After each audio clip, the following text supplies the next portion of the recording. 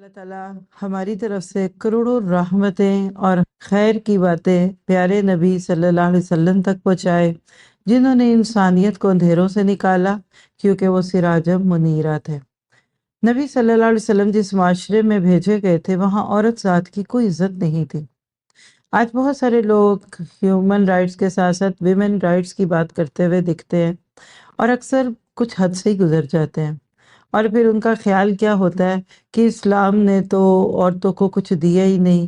پھر کچھ غیروں کی بولی بولتے ہیں، کچھ لوگوں کے پھیلائے ہوئے پروپیگنڈے کا شکار ہو کر کیا کہتے ہیں کہ جی اسلام تو عورت کے خلاف ہے، ڈسکریمنیشن ہے، مرد کو یہ عزت دی، اس کو وراثت میں حصہ دیا۔ الٹی باتیں ہیں، صرف آپ کہہ سکتے ہیں کہ سنی سنائی باتیں ایسی ہوتی ہیں، بے تکی بیکار قسم کی۔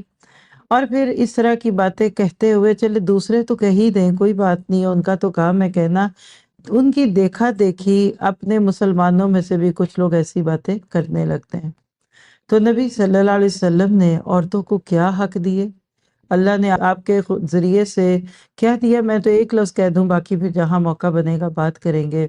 اور وہ کیا ہے کہ اسلام نے عورت کو سب سے پہلا حق جینے کا دیا، جینے کا حق دیا۔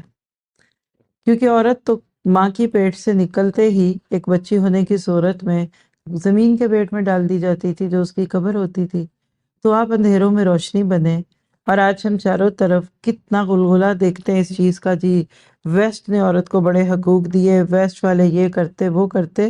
یہ سب چیزیں ایک سائڈ پہ کر کے آج انشاءاللہ برے پارے کے دوران جہاں بھی موقع بنا، ہم جس تھیم کو، جس موضوع کو دیکھیں گے اس پارے کے اندر، وہ کیا ہے جس کو ہمارے کلچر میں ایک بڑے خوبصورت شعر کے ساتھ بھی لاتے ہیں، اور وہ کیا ہے؟ وجود زن سے ہے تصویر کائنات میں رنگ۔